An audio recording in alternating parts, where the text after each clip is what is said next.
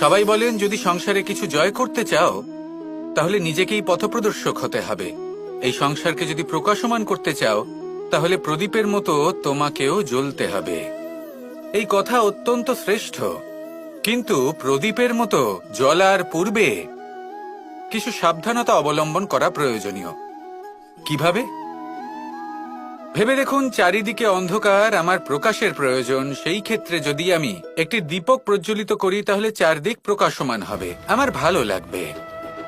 কিন্তু ধরুন মাথার ওপর কড়া রোদ আর তার মাঝে আমি একটি প্রদীপ জ্বালাতে শুরু করলাম, তখন কি হবে? আমি নিজেই বুঝতে পারবো যে আমি মূর্খামি করছি। মাটির প্রদীপ, তেল, প্রচেষ্টা, সময়, এই সব কিছু নষ্ট করছি।